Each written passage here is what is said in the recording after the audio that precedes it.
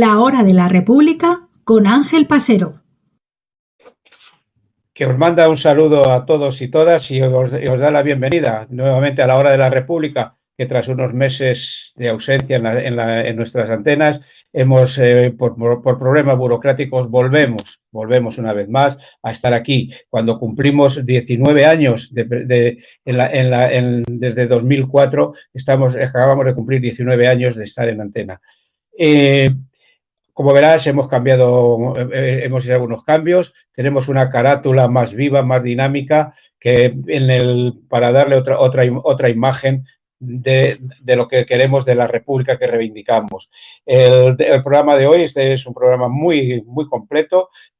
Aparte de las secciones habituales, tenemos una interesante entrevista con Montse Fernández Garrido, abogada y autora del libro Tres generaciones rebeldes, que nos habla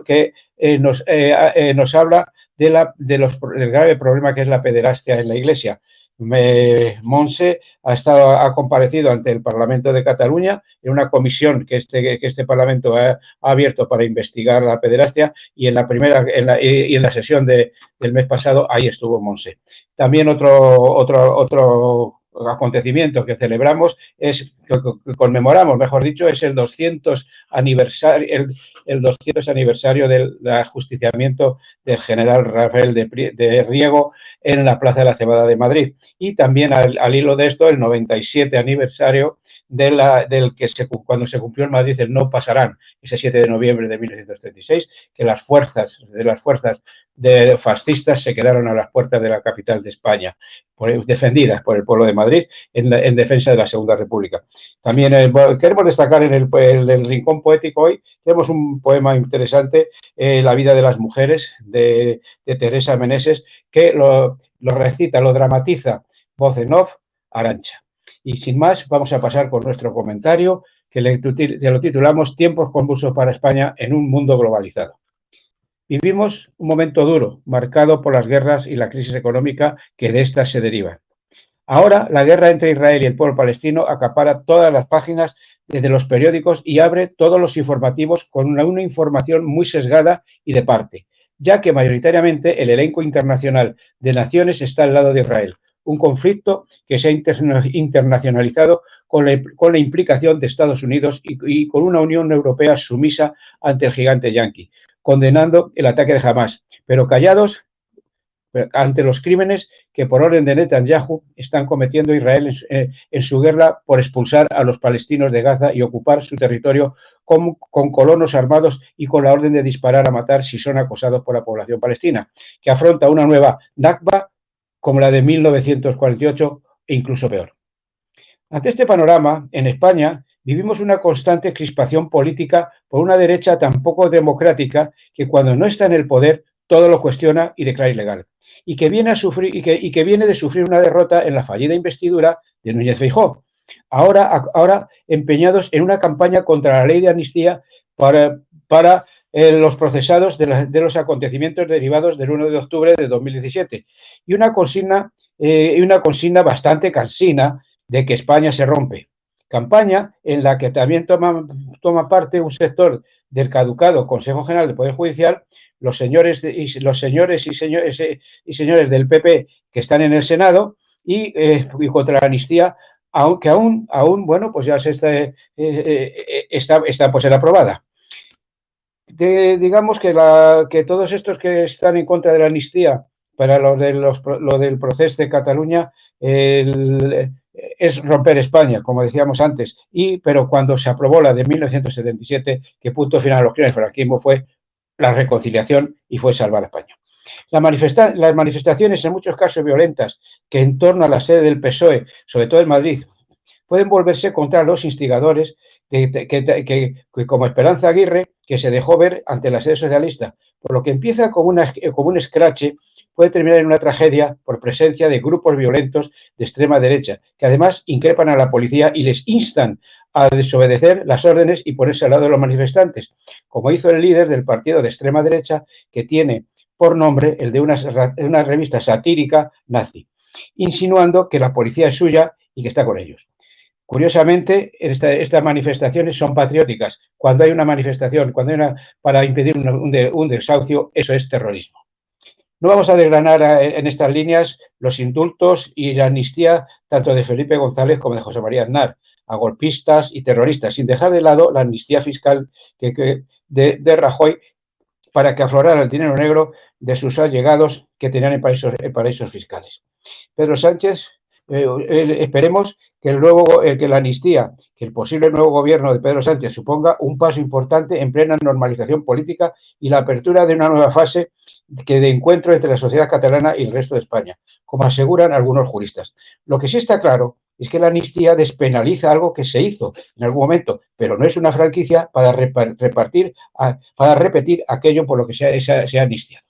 Mientras tanto, la clase trabajadora española, las clases populares, ven cómo se encarece la cesta de la compra, de que las tímidas subidas salariales y las pensiones cada vez tienen menor alcance económico. Ante los recortes y deterioros de todo lo público, en beneficio del capital financiero que está obteniendo cada vez más ganancias por las privatizaciones, a la clase trabajadora, a las clases populares, pensionistas, mujeres, trabajadores, trabajadoras, activos y activas y parados y paradas, solo nos queda la movilización para pelear por nuestros derechos, para mejorar calidad de vida y por un trabajo y un salario dignos. Los y las republicanos y republicanas seguimos nuestra lucha contra la monarquía borbónica, por más parafernalias en torno a la familia real que ha acaparado muchos titulares días pasados. El avance hacia la Tercera República es imparable y nos reiteramos en nuestra firma defensa de los valores republicanos de libertad, y igualdad, fraternidad, feminismo, laicismo, justicia. Manifestamos nuestra voluntad de vivir en un país de ciudadanos y ciudadanas libres, iguales todos y todas. La República, como decimos, no se vota, la República se proclama. Decía Antonio Machado en sus poemas del campo castellano que en España, de cada 10 cabezas, 9 embisten y una piensa.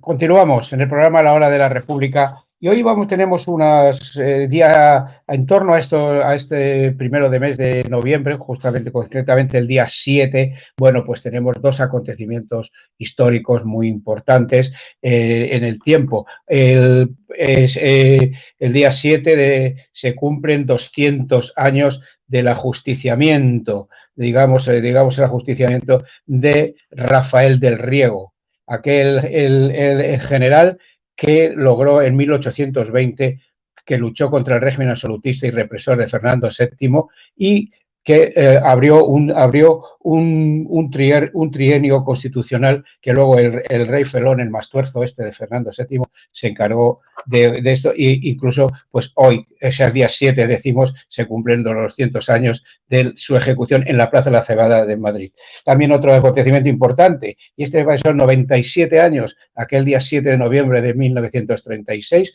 cuando las tropas fascistas del general Franco se quedaron a las puertas de Madrid, se cumplió el no pasarán y tardaron 3 años en tomar la capital de España, con un gobierno que se había ido a Valencia, etcétera, etcétera. Y para hablar de todo esto, pues tenemos la presencia de un gran amigo, un gran luchador, como es Pedro Mayor Calvo. A ver si le tenemos ahí. Buenas tardes, Pedro. Que Pedro Mayor Calvo es portavoz de Iniciativa Republicana Española, IRE en sus siglas, y además es licenciado en Historia Contemporánea por la UNED.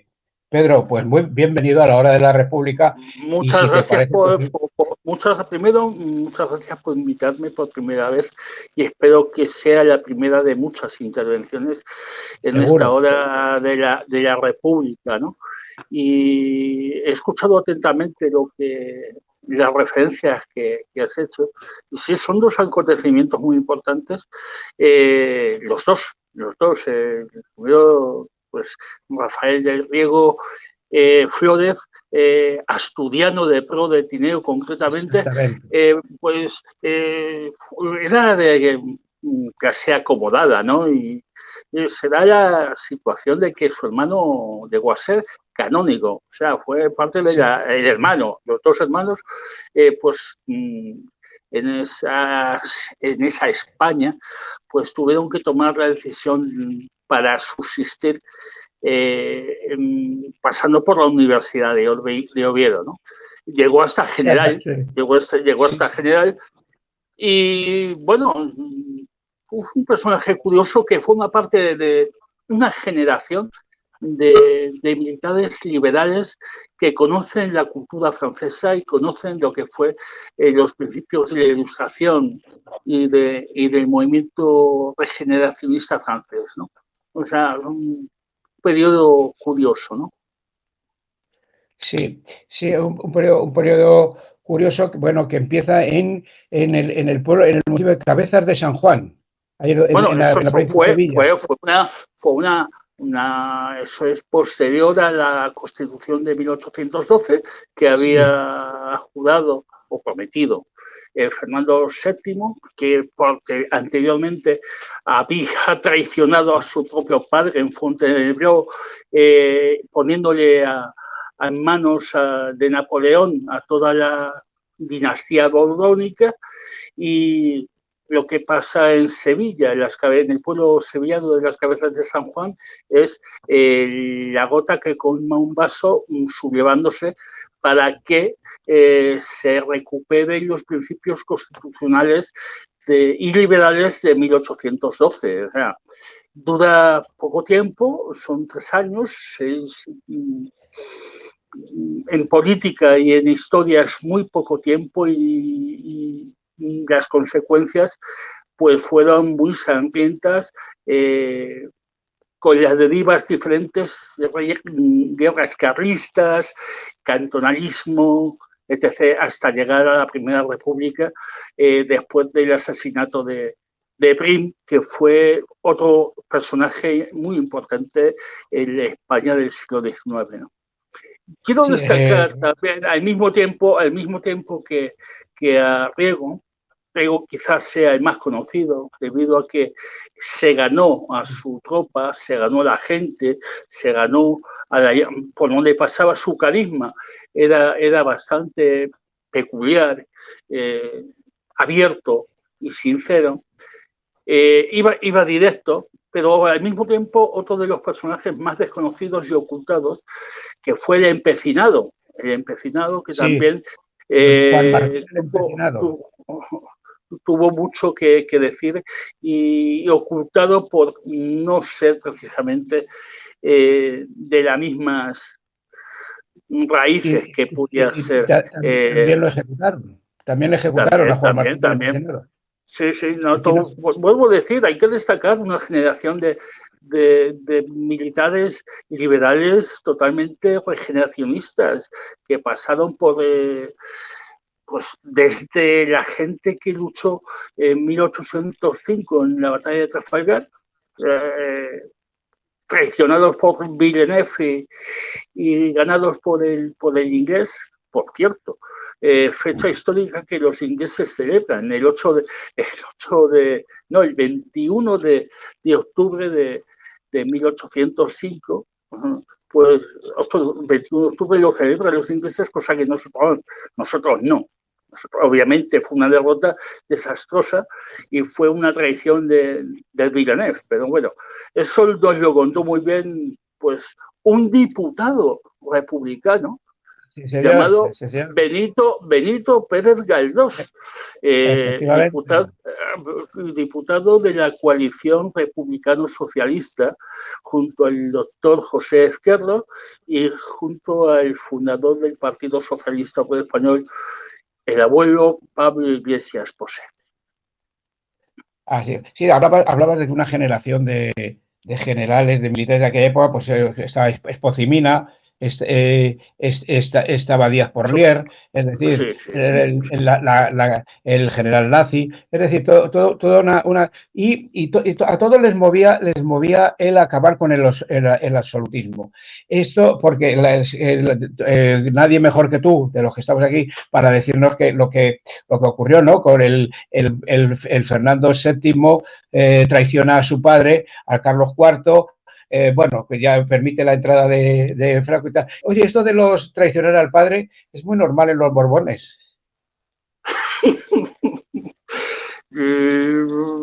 Primero hay que conocer cómo se instala en este país la dinastía Borbón. O sea, desaparecida la dinastía Hamburgo-Austria con el fallecimiento de Carlos II, y según cuentan las crónicas de la época, debió ser el cadáver más triste de la historia de España, porque debió ser, no sé, dantesco, embalsamarlo.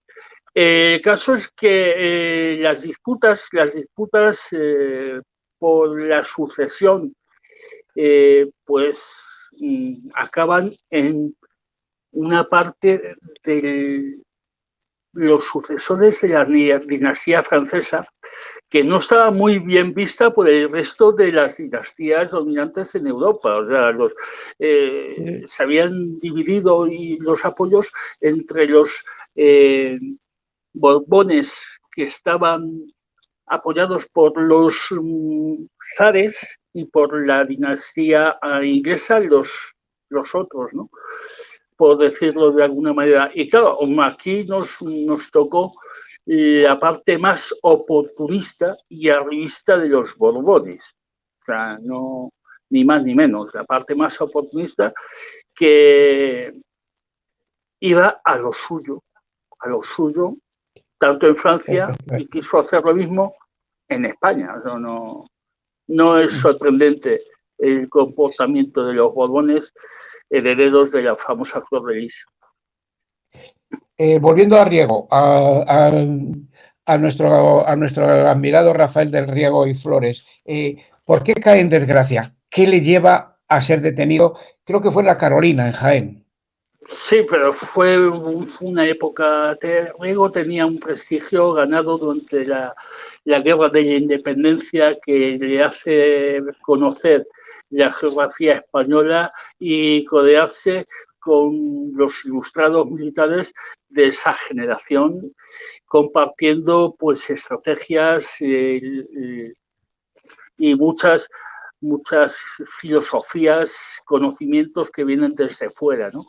Es recibido en Cádiz y llevado, le quitan el coche, y son los gaditanos los que les pasean a Riego cuando se identifica con la Constitución del 12 y con los principios liberales. El caso es que caen de gracia porque ciertos militares allegados al felón Fernando VII pues deciden que hay que acabar con la canallesca y con la Constitución y principios de 1812, y se acabó. Las conspiraciones en este país se han dado en el siglo XIX muchas, y con apellidos que nos recuerdan también a tiempos más modernos, como del 23F, como apellidos como Millás del Bosch, que también campeaban en el siglo XIX y también con una orientación neoliberal, pero se convirtió en conservadora y monárquica. La ejecución de Riego se puso en la Plaza Cebada de la Cebada de Madrid. ¿Fue un auto de fe? Fue ahorcado, no ajusticiado. Sí, ahorcado. O sea, una equivocación. Al principio hubo gente que cuando Rigo fue fusilado, no, Rigo no fue fusilado, fue ahorcado. Ahorcado en la plaza de la Cebada de Madrid. Sí, a la altura de una muralla que corresponde hoy día a lo que es la entrada del metro, que nos da, según salimos a mano derecha, vemos el teatro de Lina Morgan. Sí. Bueno, pues según salimos enfrente, en ese espacio debió ser ahorcado. Sí, pero te preguntaba, ¿se convirtieron en un auto de fe? Porque se habla de que lo vistieron con túnica blanca, sombrero verde, tal. Quisieron mostrar al pueblo de Madrid que se había acabado el periodo de libertad, supuesta libertad constitucionalista. No se atrevieron a tanto, pero sí quisieron degradar la imagen y la personalidad de Rafael de Riego. Pudo más su historia, su popularidad, su credibilidad anterior para que llegara a nuestros días y que llegara también el himno que sus soldados habían hecho en su honor, junto con el Trágala, que se cantaba por ambas partes, por los constitucionalistas y por los monárquicos en varias versiones que han llegado hasta nosotros, ¿no? Sí, es una figura muy importante, Rafael del Riego, en la historia de España, y tendremos que seguir hablando de él, puesto que la Constitución siempre está en peligro, siempre está en el aire. Si me dejas, quizás sea la primera piedra importante para los republicanos de este país en los principios de Rafael del Riego, ¿no? Yo creo que es la primera base que tenemos que tener como referencia. El segundo es esa generación de militares liberales. El siguiente debía de ser pues Juan Prim y Prat, cuando tuvo la osadía de decir públicamente Borbones nunca más en este país, y por eso fue asesinado siendo presidente de gobierno. Y el tercero, obviamente, que se ganó a pulso ser el más reconocido de los republicanos, pues don Manuel Azaña Díaz, nuestro alcalarino de pro. Efectivamente. Pedro, pues vamos a los últimos minutos de esta entrevista a otra efeméride importante. Lo decía hace 97 años, nada más ni nada menos. Fue el 7 de noviembre cuando los sublevados el 18 de julio, o 17 de julio, para ser más exactos, se sublevan con el general Franco, a la cabeza general Mola, Godet, etcétera, etcétera.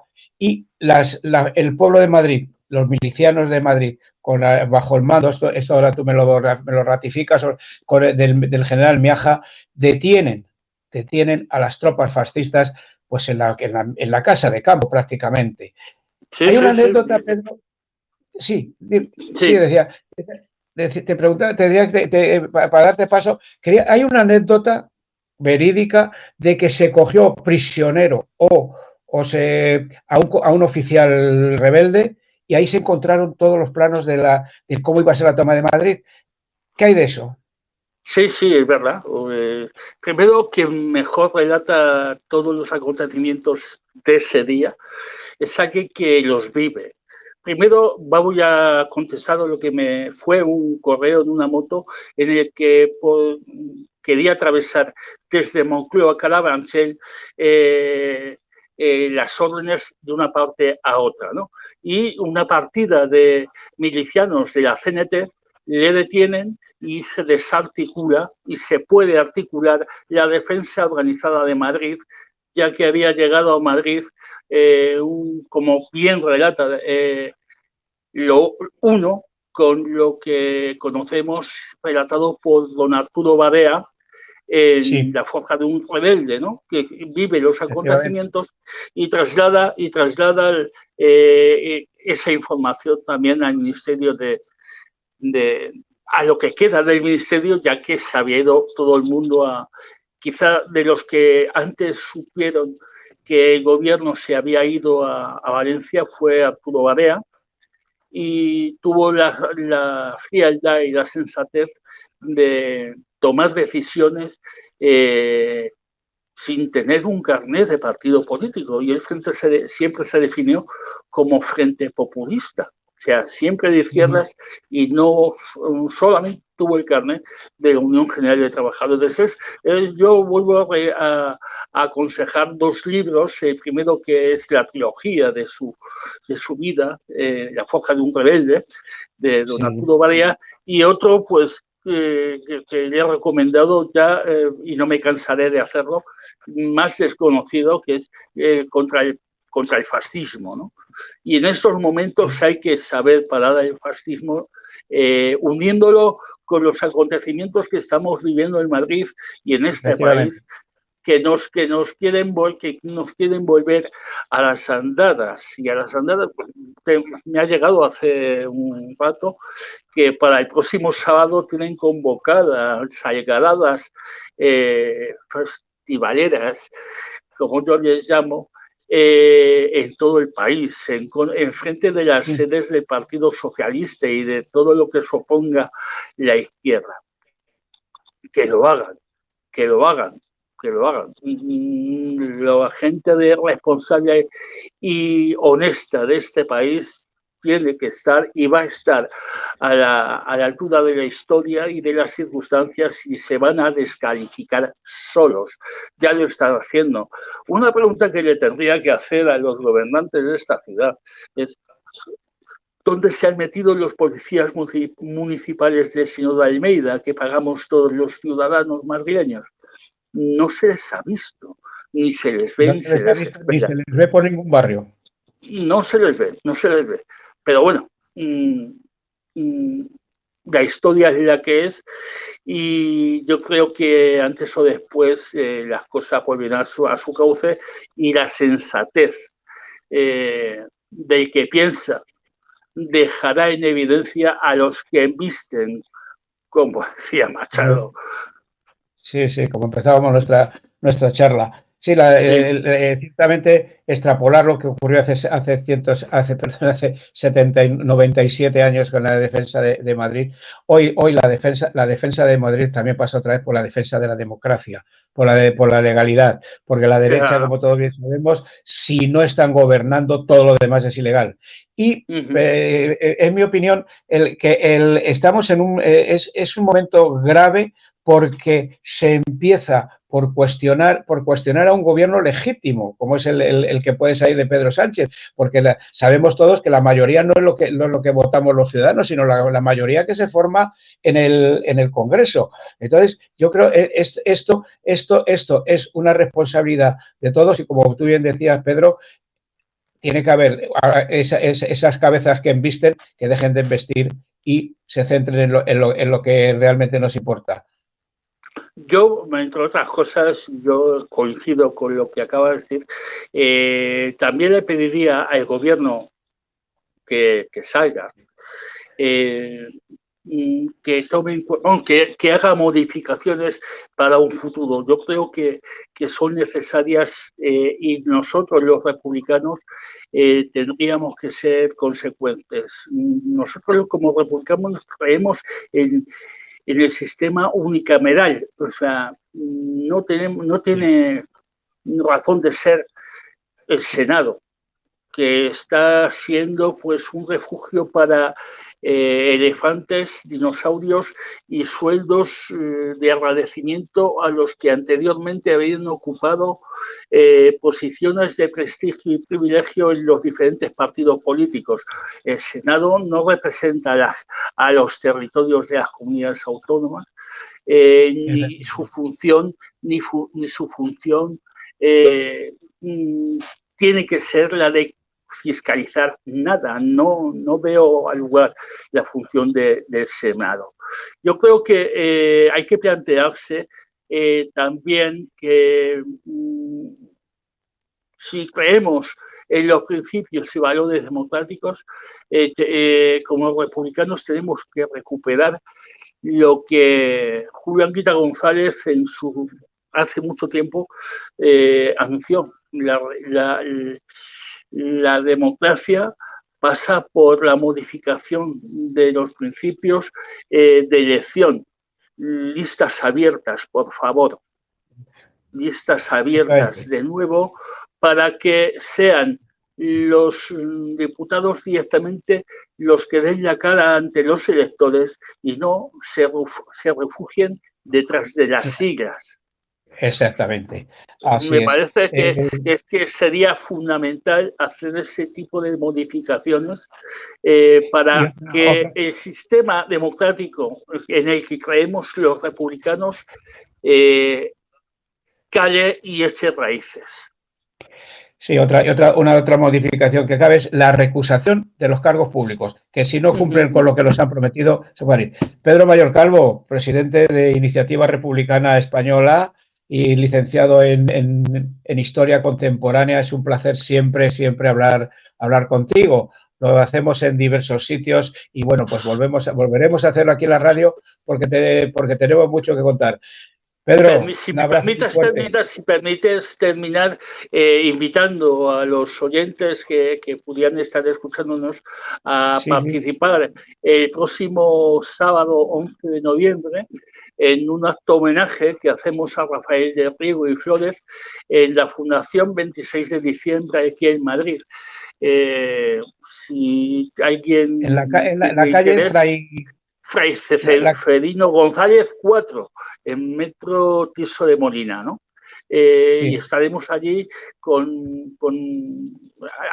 haciendo homenaje a Riego y hablando de la situación que los republicanos queremos para este país. Muchas gracias por tu invitación, Ángel. Un placer.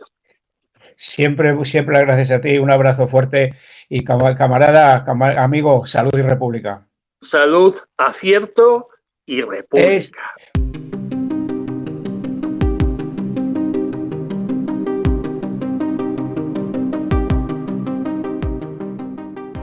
En la hora de la República queremos estar siempre al tanto de todo lo que ocurre, todo lo que nos afecta a los valores republicanos, todo lo que afecta a la ciudadanía, todo esto. Y hay un aspecto muy candente en estos días que es el tema de la pederastia en la Iglesia Católica. El defensor del pueblo ha hecho un informe de cerca de 800 páginas sobre este gravísimo problema.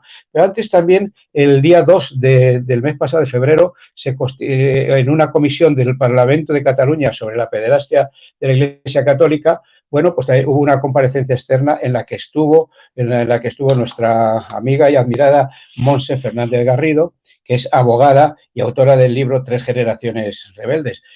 Montse, bienvenida a la Hora de la República. Hola, ¿qué tal? ¿Cómo estás? ¿Cómo estás? Muy bien, vamos a ver. Encantada de estar aquí contigo. Muchísimas gracias. El sentimiento es mutuo.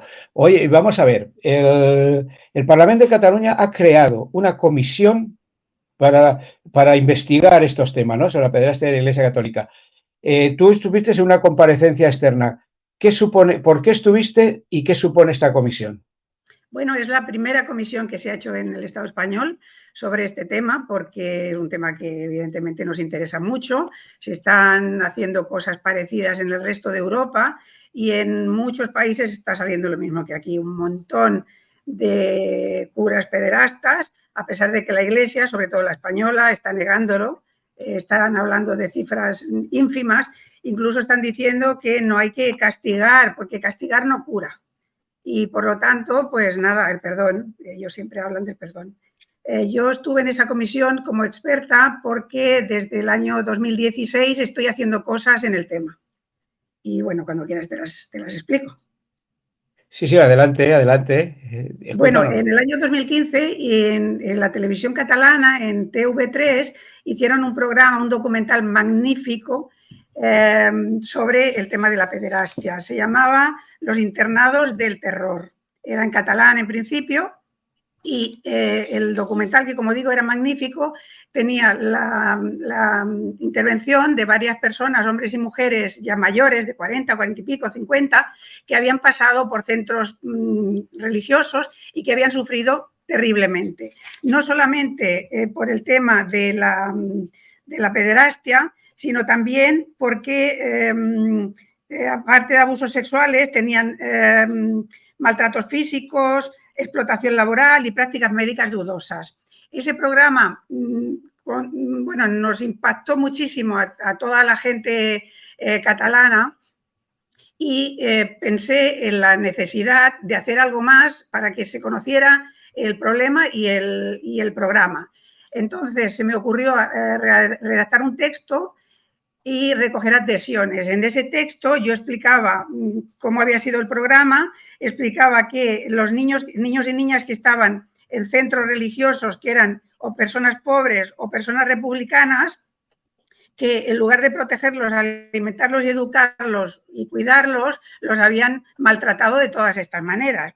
Entonces, yo hablaba del infierno, que significaba haber estado allí y que a pesar de que a partir de los años 80 las cosas ya no han sido tan terribles, en esa época se ocuparon más de enseñar los desnudos de las chicas en las películas, etcétera, y no hablar de este tema tan terrible. Entonces, vimos, por ejemplo, el infierno, que significaba, por ejemplo, los niños que estaban ingresados, claro, tenían miedo por la noche y lloraban porque no estaban sus papás, y no se les ocurría otra cosa a los sacerdotes y a las religiosas de ponerles una vela en el culete para quemarles, o refregarles ortigas en el sexo. O, por ejemplo, un sacerdote violaba a un niño y este hombre lo explicaba cómo lo violaba, y después lo traqueteaba y lo maltrataba y le decía, fíjate lo que me has hecho hacer. Sí. Y decía, te irás al infierno, tus padres se morirán por lo que me has hecho hacer, etcétera. Y por la mañana ese cura hacía misa para esos niños y les decía cómo se tenían que comportar honestamente y con ética. En fin, las explicaciones que daban eran terribles y por lo tanto yo recogí, bueno, le pedí ayuda a otra abogada amiga, Pilar Rebaque, que es de memoria histórica también del Colegio de Abogados y de la Comisión de Mujeres, y conseguimos cientos de firmas de gente muy importante, catalana y de fuera. No solo, pues por ejemplo, la decana de los juzgados de Barcelona o la presidenta de honor de la Federación Internacional de Mujeres de Carreras Jurídicas, magistradas, bueno, muchísimas personas de mucha categoría profesional y personal, y también, por ejemplo, pues Juan José Tamayo, teólogo, también otra teóloga, Margarita Pintos, etcétera. Y pensé un poco más. Perdona, dime. Una historia escalofriante que poca divulgación ha tenido y desde aquí vamos a seguir dándole. Oye, la comisión perdona, yo quería acabar de explicarte que cuando recogimos esas adhesiones pensamos, ¿y ahora qué hacemos con esto? Entonces no solo lo mandamos a los medios de comunicación y no hubo resonancia de eso, sino que pensé ir a ver al arzobispo de Barcelona. Le pedí hora y fuimos Pilar Rebaque y yo, y llevamos a los periodistas, a Montse Armengou y a Ricard Bellis, a los periodistas que habían hecho este documental, que también hicieron un libro, y le llevamos todo al arzobispo. Tuvimos una entrevista con él de media hora en junio del 2016. Este arzobispo, que es Juan José Omella, ahora es el presidente de la Conferencia Episcopal Española. Nos recibió esa tranquilidad y esos buenos modos que tienen los sacerdotes, pero nos hizo ver de que no era tan grave lo que pasaba, que al final es en las familias donde se da más pederastia. Y es verdad, es más en las familias. Sí. Pero claro, si hablamos de 400 o 400 y pico mil sacerdotes que han trasteado y que han violado a los niños, se han abusado de ellos, nos parece suficientemente grave. Y yo creo que es la cantidad más grande de toda Europa.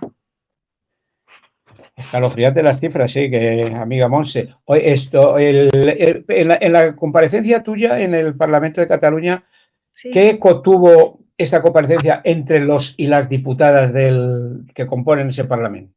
Bueno, hubo muy buena acogida, me agradecieron mucho la comparecencia y los datos que le di, los temas de los que hablé, pero decir que había 5 diputadas, todas mujeres, y que no comparecían ni PP, ni Ciudadanos, ni Vox. Yo ya había dicho que si estaba Vox yo no iba a contestar a sus preguntas, porque después de nuestras explicaciones teníamos que someternos a preguntas, pero me dijeron que no me preocupara, que estos no iban a las comparecencias porque no les parece necesario.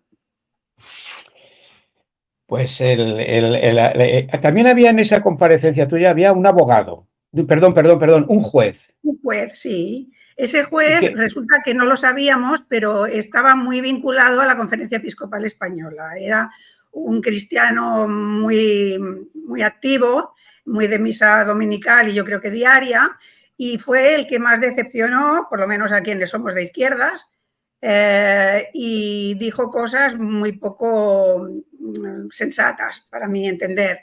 Por ejemplo, que cuando ha habido prescripción, porque han pasado ya los años necesarios para que eso no sea un delito, está muy mal que los medios de comunicación, los abusados, difundan el nombre de esas personas, porque esas personas no hay derecho a que la gente sepa que en un día determinado cometieron un delito, que eso está muy mal, que no hay que hacerlo. O decía eso, que castigar no es lo adecuado, que así no se mejora la sociedad. Es decir, no tienen que ir a prisión ni tienen que ser expulsados de la Iglesia Católica, y como yo expliqué, puesto que hablé de muchos temas, una de las cosas que ha hecho esa Iglesia nuestra es cambiar de ciudad o de colegio o incluso de continente a los pederastas, de manera que seguían encantados de la vida, abusando de los niños y las niñas. Deciros que la pederastia siempre, en cualquier situación, hay más niñas abusadas que niños, salvo en el tema de los sacerdotes. En el tema de los sacerdotes el porcentaje es muchísimo más grande entre los niños masculinos que entre las niñas. De verdad que es una labor muy importante. Hablé, por ejemplo, del descubrimiento de la Iglesia, de cómo los apoyan y eso, y los trasladan, de la impunidad, de la brutalidad, porque no solo es sexo. Habían chicas que explicaban, había mujeres que explicaban que habían vomitado cuando eran violadas y les habían hecho tragar su vómito. Eso ya no es sexo, es sadismo total. Hace falta ser un degenerado. Sadismo puro. La Iglesia no para de minimizar el problema. En fin, hablé de la actividad depredadora de los curas en la Iglesia Católica o en ese tema, su reticencia a resarcir y también de pedir perdón, porque una de las cosas que hicimos en esa comparecencia con el arzobispo fue exigirle que pidiera perdón personalmente, porque había entre esas personas que habían colaborado en el documental, había gente católica practicante y claro, tenía mucha contradicción de que en su iglesia les hubiera pasado eso y nunca les hubieran pedido perdón.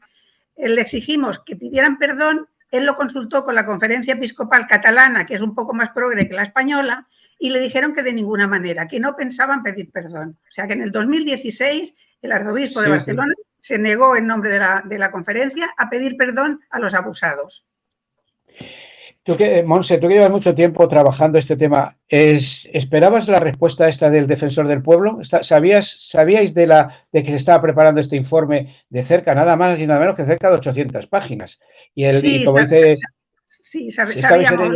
Una de las cosas que nos preocupa y que no estamos de acuerdo, por lo menos desde la Comisión de Mujeres Abogadas del Colegio de Abogados de Barcelona o desde los grupos feministas, es que el defensor del pueblo plantea que se tiene que indemnizar a los abusados y evidentemente se les tiene que indemnizar, pero desde luego no por el Estado, no por todos los ciudadanos. Quien ha cometido los delitos son los curas y tienen que ir a prisión. O sea, no puede ser que se vayan de rositas. Y si no van a prisión porque están prescritos, como en el resto de Europa, se tienen que resarcir económicamente, como hacen, por ejemplo, están haciendo en Francia. Están vendiendo, determinados sacerdotes, están vendiendo propiedades de la Iglesia para pagar las indemnizaciones. O, por ejemplo, recientemente en Bélgica, el 19 del mes pasado, salió un programa parecido al que se había hecho aquí en Cataluña en la televisión, y en el país, dentro de las personas flamencas, que son muy religiosas, se pasó en la televisión belga ese documental. Entonces, miles de personas católicas, apostólicas, romanas, se han dado de baja de la Iglesia, cosa que aquí no se ha hecho. Yo en el año 2005 me di de baja haciendo una declaración de apostasía y explicándoles por qué me daba de baja de la Iglesia.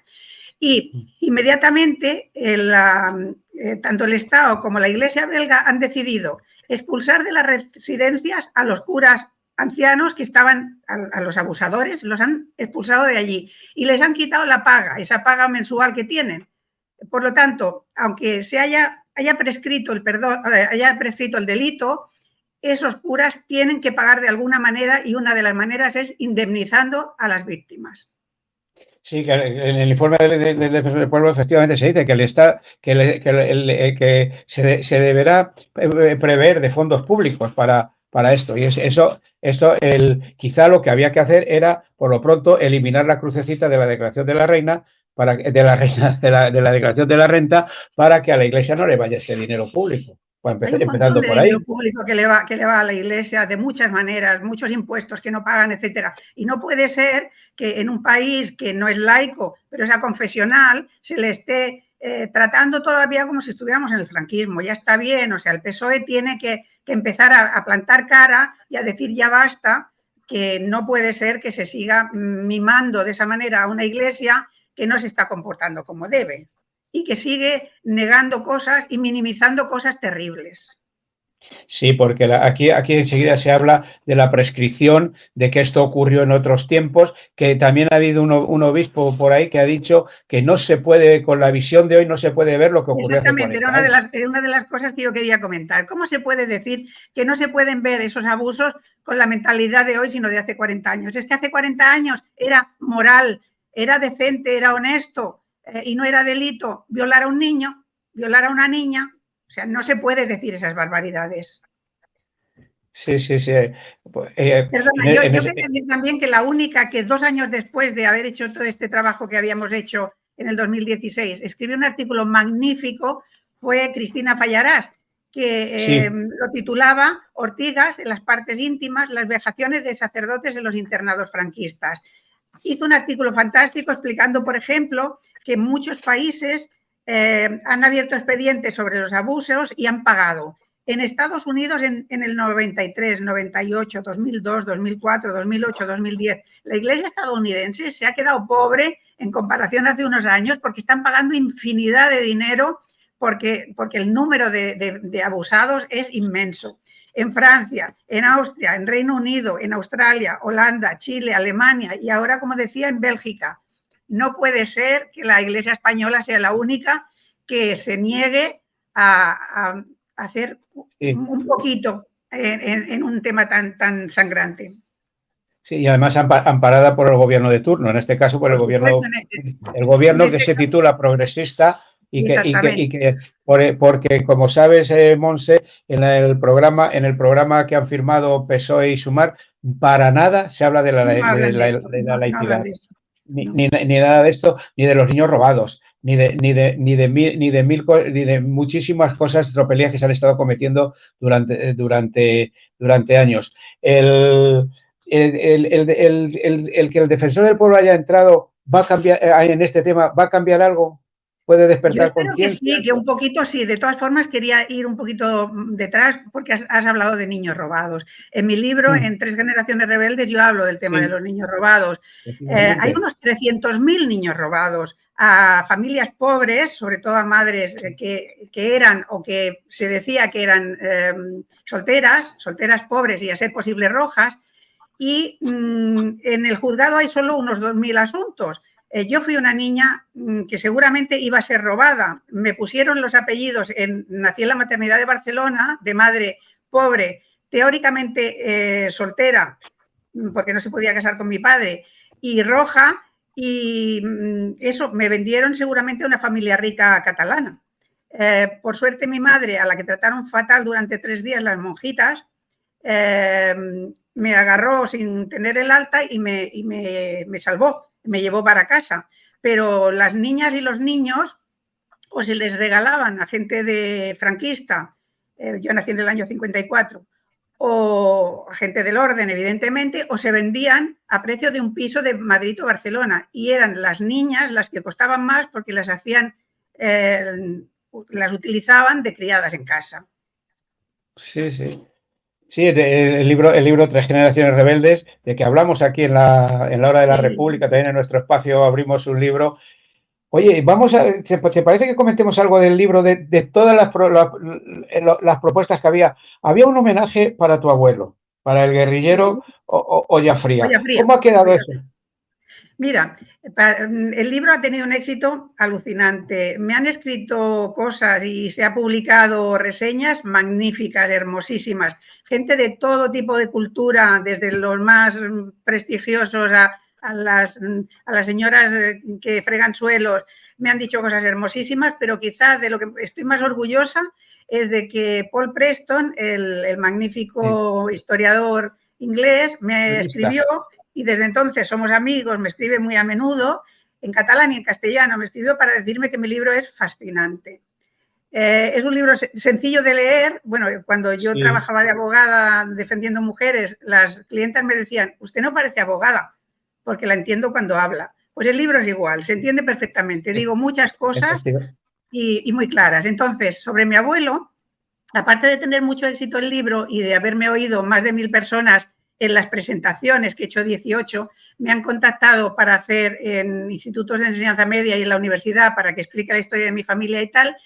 Y de mi abuelo había conseguido que en su pueblo, en Colomera, Granada, iban a hacerle un monolito y un camino que fuera desde su casa ya derruida, hasta el sitio, uno de los sitios en los que se escondía en la montaña. Pero eso me lo prometieron los socialistas. Y resulta que como en las últimas elecciones han ganado las derechas en el pueblo, no va a haber monolito. Iban a hacer un monolito no solo para mi abuelo, sino también para mi abuela, que por ser esposa de un guerrillero que estuvo 9 años en la montaña, 20 años exilado en Marruecos, en Casablanca, y 7 años en Bélgica, y no pudo volver porque murió 7 meses antes que el dictador. Iban a hacerle también un homenaje a ella porque fue torturada y metida en prisión por ser esposa de. Y nos hemos quedado sin monolito y sin homenaje. Oye, pues hay que seguir luchando para que ese monolito y ese homenaje, que se centra en tu abuelo, pero es para todos, para tu abuelo y tu abuela, pero es para todos aquellos que lucharon contra el sistema dictatorial que hemos tenido y que aún hay residuos del régimen. O sea, aún tenemos el franquismo. Yo quería decir que mi libro no solo hablo de mi familia, que hablo de mis abuelos, de mis padres y de mí misma, sino que incluyo también la historia de unos 12 amigos y amigas que lucharon mucho y que han sido represaliados por el franquismo, y son historias muy hermosas y que tocan mucho el corazón, que hacen que la gente se le escapen algunas lagrimitas. Y también hay trozos divertidos de historias, por ejemplo, de guardias civiles muy analfabetos que, como tenían pistola, hacían cosas terroríficas, pero explico qué tipo de cultura tenía esa gente con mando en plaza. Así es. Monse, muchísimas gracias por estar en la hora de la República. Han sido unos testimonios muy, muy valientes, muy claros, que esperemos que nuestra audiencia los asimile y luchemos por esto. Y porque la reparación a las víctimas de la pederastia se cumpla, y también la justicia y reparación para todos los represaliados del franquismo, que ahora en Cataluña, como bien sabes, ya parece ser que se va a firmar el acuerdo de gobierno, es decir, que va a haber investidura de Pedro Sánchez con lo de la amnistía. Yo decía el otro día en un programa que la amnistía de 1977 fue muy aplaudida por toda la derechona y por el franquismo, porque ponía punto y final a los crímenes franquistas. Perdona, porque nos engañaron y no nos dijeron que iban a amnistiar lo que no se puede amnistiar, lo que es inconstitucional, que es todo el genocidio que se hizo, las torturas, los asesinatos, etcétera. Esa no era constitucional. La de ahora va a ser constitucional porque las personas que pusieron urnas no han cometido ningún delito. Y por lo tanto, es imprescindible esa amnistía. Espero que esto que sirva ya de una vez por todas para terminar con la cansina consigna de los de la derecha de que España se rompe, que ya está bien, y ojo las movilizaciones que están habiendo y esto. Monse, podríamos estar hablando mucho tiempo, pero el tiempo en la radio es tasado. Muchísimas gracias por Muchísimas gracias estar a aquí. vosotros. Un abrazo a los dos.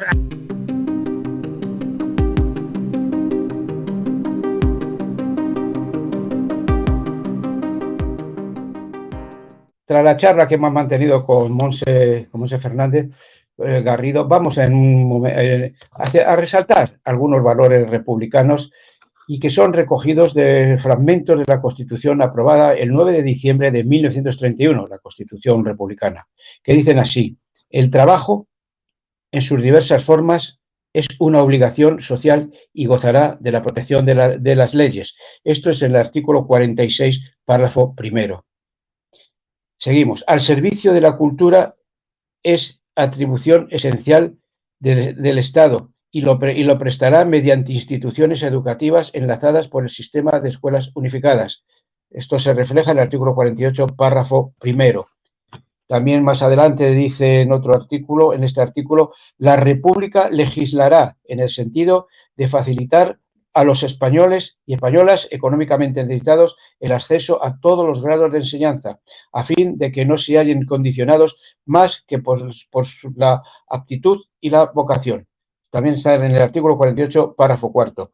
Y terminamos con otro párrafo también de este artículo 48, párrafo quinto, que dice: la enseñanza será laica y hará del trabajo el eje de su actividad metodológica y se inspirará en ideales de solidaridad humana. Verdades que se cumplieron y que hoy están muy lejos. El laicismo está ausente y el acceso de todos y todas pues más complicado, puesto que cada vez hay más, como se ha visto aquí ahora, el Ayuntamiento de Madrid y la Presidencia de la Comunidad de Madrid, que están dando terrenos gratuitos a escuelas concertadas o privadas. Patriarcado de estos lares. Una voz escuché un día cantando amor sometido y admitiendo villanías como guión aprendido. Al punto apliqué el oído para captar la porfía, pues hablaba de Cupido el relato que decía: amor pasó por aquí y con sus flechas dejó el sabor de un elixir que a mí loca me volvió. ¿Quién será quien como yo pruebe el sabroso manjar y llame a mi corazón para así juntos cantar? ¿Quién será en fecha lejana el que mande sobre mí y en cuyos brazos mi alma pueda dichosa dormir? ¿Quién será quien me camele y me haga suspirar y cuando quiera me bese sin pedirme a mí opinar?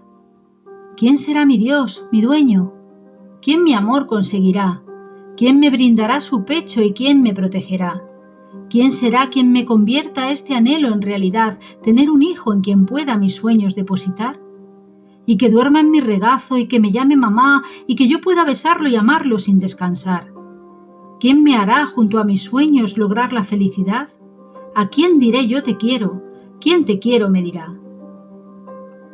Cayó la voz y el silencio explicitó de tal modo lo entendido que al momento pensé desde lo más hondo: así se presenta el mundo con su cortejo de leyes, haciendo partir en humo la vida de las mujeres. Teresa Meneses, Caleidoscopio Oscuro, Tiempo Alfa 2-3. Tras este rincón poético que hemos tenido, pues vamos ya con nuestro epílogo para cerrar este programa de la Hora de la República en nuestra vuelta a la antena después de estos meses que, como hemos dicho, por motivos burocráticos nos hemos visto obligados a estar callados, pero seguimos defendiendo la verdad, la justicia, y estamos siempre informando verazmente, nada de bulos y nada de titulares llamativos. Vamos a la verdad y vamos a trabajar por la República. Y vamos con nuestro epílogo. Cuando cerramos este programa de la Hora de la República, nos llega la noticia de que el PSOE, Partido Socialista Obrero Español, y Junts, la derecha representante de la burguesía catalana, han llegado a un acuerdo para la investidura de Pedro Sánchez como presidente del gobierno. La previsión es que de inmediato se ponga la fecha al pleno del Congreso para la investidura de Pedro Sánchez. Esto abre, salvo sorpresas mayúsculas, que tendremos en breve un gobierno de coalición entre el PSOE y Sumar, que ya tienen firmado un acuerdo de gobierno que tiene muchas lagunas en su contenido. pues para nada se habla de república. Ya Yolanda Díaz dijo que la república ahora no toca, una monserga cansina repetida por varios y varias dirigentes del PC en años atrás. La laicidad está ausente del acuerdo. Un tema crucial para que de una vez por todas dejar a un lado la presencia de la religión en la educación, en las instituciones, que la religión la respetamos, pero tiene que estar en el ámbito que le corresponde. No se tocan los desorbitados gastos militares, ni una sola línea sobre el incremento de los presupuestos militares, que absorben cada vez más recursos públicos para mantener la sanidad, que pues, podrían servir para mantener la sanidad, la enseñanza y servicios públicos. Los gastos militares son de 12.000 millones de euros. El gobierno ahora en funciones incumplió la derogación de la ley Mordaza y en el nuevo acuerdo aparece que reformaremos aquellos aspectos de la normativa vigente. Bien, dejémoslo así. La inflación, las pensiones, la auditoría a las cuentas de la seguridad social, la vivienda, aparecen de forma muy ambigua. A las clases populares, a las clases trabajadoras nos queda la movilización, como decíamos antes, en defensa de nuestros derechos y libertades, frente a un gobierno que de izquierdas solo está en el imaginario de la derecha extrema y de la extrema derecha. En fin, hasta un próximo programa, si el Padre Lenin quiere. Un abrazo a todos y todas de Ángel Pasero, salud y república.